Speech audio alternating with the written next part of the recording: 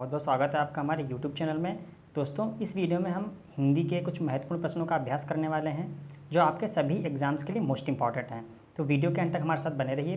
दोस्तों, अगर इसके अलावा आप इसकी PDF चाहते हैं तो टेलीग्राम चैनल का मैंने लिंक डिस्क्रिप्शन बॉक्स में दे दिया है। आप वहाँ से जाके हमारे चैनल से जुड़ सकते हैं, जहाँ मैं आपको क्विज़ और स्टडी मटेरियल भी प्रोवाइड कराता रहता हूँ। तो यहाँ से हमने 1 से जो 4 से क्वेश्चन थे वो गद्यांश थे, वो हमने स्किप कर दिए हैं।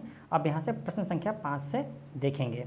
निम्नलिखित में से कौन सा अनौपचारिक पत्र का उदाहरण है? इसमें से 4 ऑप्शन दिए गए हैं। इसमें से आपको बताना है कौन सा अनौपचारिक पत्र का उदाहरण है। पहले आपको ये पता यह होना चाहिए कि पत्र 2 प्रकार के होते हैं, औपचारिक और अनौपचारिक। तो यहाँ पे जो सही उत्तर है वो आपका हो जाएगा बी ऑप्शन बी आपका सही हो जाएगा। बहन के विवाह में शामिल होने के लिए मित्र को लिखा गया पत्र, ये अनौपचारिक पत्र हो जाएगा। अगला प्रश्न देखेंगे। दोस्तों, अगर प्रश्न आपको अच्छे लगे तो प्लीज़ वीडियो को लाइक करें, शेयर करें और चैनल को सब्सक्राइब करना ना भूलें। डा और ढा को कहा जाता है सजाती वर्ण, विजाती वर्ण, विकसित वर्ण या इनमें से कोई नहीं। तो यहाँ पे ऑप्शन सी सही हो जाएगा, विकसित वर्ण कहा जाता है डा और ढा को। नेक्स्ट है अनुनासिक व्यंजन कौन से होते हैं, ये आपको बताना है। तो अनुनासिक व्यंजन ऑप्शन डी सही हो जाएगा। वर्ग का पंचमाक्षर जो होता है वो होता है अनुनासिक व्यंजन। ठीक है। नेक्स्ट है प्रश्न संख्या 8। एक शुद्ध वर्तनी, इसमें से शुद्ध वर्तनी आपको छांटनी है। तो यहाँ पे ऑप्शन हो जाएगा बी उन्नयन, ये सही लिखा हुआ है। और इसका जो संधि विच्छेद है वो हो जाएगा उत प्लस नयन, और इसमें संधि हो जाएगी व्यंजन संधि। ये भी आपको याद रखना है। ठीक है। प्रश्न संख्या 9। नीचे दिए वाक्यों में से कौन सा वाक्य सही है? इसमें से आपको सही वाक्य बताना है। तो यहाँ पे ऑप्शन नंबर बी सही हो जाएगा। इस समय उसकी अवस्था जो है 30 वर्ष है, ये सही वाक्य लिखा हुआ है। अगला प्रश्न है प्रश्न संख्या 10। किस शब्द की संधि सही नहीं है? आपको बताना इसमें से किस शब्द की संधि सही नहीं है। तो यहाँ पे ऑप्शन ए सही हो जाएगा, तत् उपरांत। इस शब्द की संधि सही नहीं है। और बाकी सभी इसमें जो षडानन है, षडानन, वागीश, वागीश, सतचरित्र, सच्चरित्र, ये सभी सही हैं और इनमें सभी व्यंजन संधि हो जाएगी। ठीक है। नेक्स्ट प्रश्न संख्या 11। निम्नलिखित में से कौन सा शब्द संधि रहित है? इसमें से आपको संधि रहित शब्द बताना है। तो ऑप्शन डी से हो जाएगा, फलस्वरूप। अगला है इनमें से किस विकल्प में तत्पुरुष समास है? तो तत्पुरुष समास जो है ऑप्शन डी में हो जाएगा, तुलसीकृत। तुलसीकृत में तत्पुरुष समास है। इसमें से आपको ये भी याद रखना, समास जो होते हैं वो 6 प्रकार के होते हैं। तत्पुरुष, कर्मधारय, अव्ययी, द्विगु, द्वंद्व, बहुब्रीहि, 6 प्रकार के समास होते हैं। अगला है किस विकल्प में द्वंद्व समास नहीं है? इसमें से आपको बताना है द्वंद्व समास नहीं है। तो यहाँ पे ऑप्शन ए सही हो जाएगा, परम पिता, इसमें द्वंद्व समास नहीं है। अगला, इनमें से किस शब्द में कोई उपसर्ग नहीं है? उपसर्ग रहित शब्द आपको बताना है। तो यहाँ पे ऑप्शन बी सही हो जाएगा, बेलदार। ये उपसर्ग रहित शब्द है, मतलब इसमें उपसर्ग नहीं है। अगला प्रश्न है प्रश्न संख्या 15। किस शब्द में गार प्रत्यय का प्रयोग नहीं हुआ है? तो यहाँ पे ऑप्शन ए सही हो जाएगा, स्नानागार। इसमें गार शब्द का जो है गार प्रत्यय का प्रयोग नहीं हुआ है। अगला प्रश्न संख्या 16। निम्न में से तत्सम शब्द नहीं है। इसमें से आपको बताना है तत्सम शब्द नहीं मतलब तद्भव शब्द आपको बताना है। तो यहाँ पे ऑप्शन सी सही हो जाएगा, त्योहार, ये तत्सम शब्द नहीं है। अगला प्रश्न है किस विकल्प में सही शब्द तत्सम है? आपको 4 में से एक ऑप्शन ऐसा छांटना है जिसमें सभी विकल्प जो हैं वो तत्सम है। तो यहाँ पे ऑप्शन डी सही हो जाएगा, दंड, सिर, शाक, ये सभी शब्द जो हैं तत्सम हैं।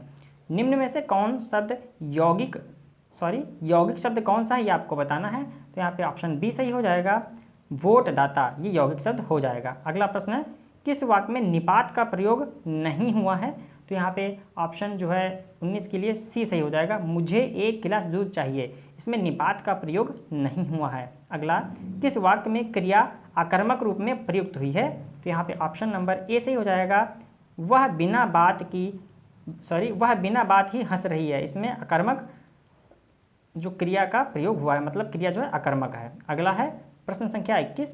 किस विकल्प में सभी विशेषण शब्द संज्ञा शब्दों से रचित हैं? तो यहाँ पे 21 के लिए ऑप्शन सी सही हो जाएगा, पीड़ित व दयनीय, ये सभी शब्द जो हैं वो शब्द संज्ञा शब्दों से रचित हैं। अगला, कौन सा सर्वनाम का भेद नहीं है? तो इसमें बताना है कौन सा सर्वनाम का भेद नहीं है।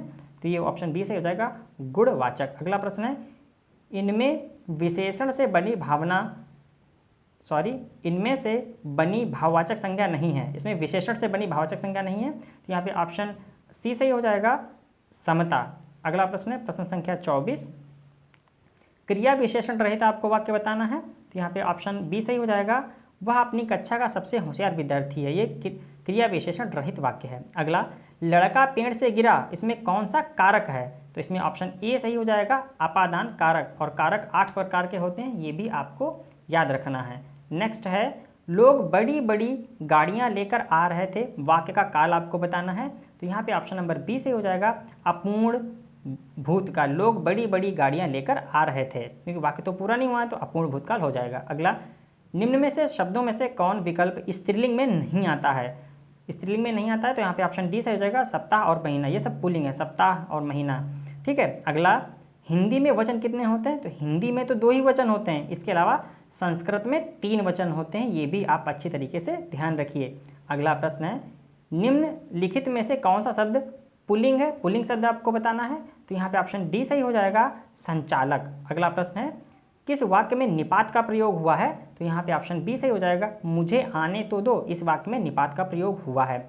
अगला प्रश्न है, प्रयागराज में बोली जाने वाली बोली कौन सी है? तो यहाँ पे ऑप्शन बी सही हो जाएगा, प्रयागराज में जो भाषा बोली जाती है वो अवधी बोली बोली जाती है। नेक्स्ट है, निम्नलिखित में से कौन सा युग्म गलत है? तो यहाँ पे ऑप्शन सी सही हो जाएगा, भोजपुरी पूर्वी हिंदी, ये गलत है। बाकी अवधी पूर्वी हिंदी, ब्रज भाषा पश्चिमी हिंदी बोली जाती है, और खड़ी बोली ये पश्चिमी हिंदी के अंदर आती है। अगला है, किसी विकल्प में गलत परिभाषित शब्द, मतलब इसमें गलत मीनिंग आपको बताना है। तो यहाँ पे ऑप्शन बी सही हो जाएगा, अप्रेंटिस। तो ये प्रशिक्षण नहीं होता है, ये होता है शिक्षार्थी बनना, ठीक है। तो यहाँ पे ऑप्शन बी गलत हो जाएगा। अगला, मानवतावाद का अंग्रेजी अनुवाद आपको बताना है। तो यहाँ पे ऑप्शन ए सही हो जाएगा, ह्यूमनिज्म, ये हो जाएगा मानवतावाद। अगला, आंखें फेर लेना मुहावरे का अर्थ क्या हो जाएगा? ये तो सभी लोगों को पता है, तो ऑप्शन सी सही हो जाएगा, उदासीन हो जाना, आंखें फेर लेना। अगला प्रश्न है, आदमी बनना मुहावरे का अर्थ क्या होगा? तो यहाँ पे ऑप्शन सी सही हो जाएगा, अच्छा व्यवहार सीखना, आदमी बनना। दोस्तों, किसी भी प्रश्न में आपको कोई त्रुटि लग रही है तो प्लीज़ कमेंट के माध्यम से जरूर बताएं। अगला प्रश्न है, आंख का अंधा नाम नयन सुख, लोकोक्ति का अर्थ क्या हो जाएगा? तो यहाँ पे ऑप्शन बी सही होगा, गुण के विरुद्ध नाम होना। अगला, किस वाक्य में विदेशी मूल के शब्द नहीं हैं? तो यहाँ पे ऑप्शन डी सही हो जाएगा, वह सदैव सच बोलता है, ये विदेशी मूल के शब्द नहीं हैं। अगला है प्रश्न संख्या 39, किस विकल्प में विलोम शब्द युग सही नहीं है? तो यहाँ पे ऑप्शन सी सही हो जाएगा, संग्रह और परिग्रह। तो संग्रह का होता है अपरिग्रह, ये याद रखिए, संग्रह का परिग्रह नहीं, संग्रह का अपरिग्रह होता है, इसीलिए गलत हो जाएगा। अगला है, इसमें से कौन सा विलोम निम्नलिखित में से विलोम युग्म है, मतलब कौन सा सही विलोम युग्म है ये बताना है। ऑप्शन डी, सुकर का दुष्कर, और सामिस का जो विलोम होता है वो हो जाएगा निरामिस, विज्ञ का अविज्ञ, और मूढ़ का हो जाएगा ज्ञानी। तो यहाँ पे जो है सही है वो ऑप्शन डी सही हो जाएगा। अगला प्रश्न है, किस वाक्य में समश्रुति भिन्नार्थक शब्दों का अर्थभेद सही नहीं है? तो ऑप्शन ए सही हो जाएगा, व्रत व्रंत, ये सही नहीं, बाकी सभी सही हैं। अगला प्रश्न है, कही हुई बात को फिर कहना, वाक्यांश का जो सार्थक शब्द है वो क्या हो जाएगा? तो यहाँ पे ऑप्शन बी सही हो जाएगा, पिष्ट पेषण। मैंने लड़के को पुस्तक पढ़ाई, इस वाक्य में क्रिया प्रयुक्त क्रिया का भेद बताना है। तो यहाँ पे ऑप्शन डी सही हो जाएगा, द्विकर्मक क्रिया, मैंने लड़के को पुस्तक पढ़ाई, यहाँ पे ऑप्शन डी सही हो जाएगा। अगला है, इनमें से संयुक्त वाक्य कौन सा है ये आपको बताना है। तो यहाँ पे ऑप्शन ए सही हो जाएगा, वह आगे बढ़ गया लेकिन पीछे रह गया, परिवार पीछे रह गया, ये हो जाएगा संयुक्त वाक्य। अगला है, निम्नलिखित में नदी का पर्यायवाची नहीं है। तो यहाँ पे ऑप्शन ए सही हो जाएगा, सरिसी, ये नदी का पर्यायवाची नहीं है। अगला प्रश्न है, किस विकल्प में सभी शब्द पेड़ के पर्यायवाची हैं? तो यहाँ पे ऑप्शन डी सही हो जाएगा, विटप और द्रुम, ये पेड़ के पर्यायवाची हैं। किस विकल्प में परस्पर पर्यायवाची शब्द नहीं है? तो ऑप्शन बी सही हो जाएगा, कपोत और पिक, ये परस्पर पर्यायवाची नहीं है। अगला है, एक टोकरी भर मिट्टी किस कहानी की विधा है? तो यहाँ पे ऑप्शन ए सही हो जाएगा, माधवराव सप्रे।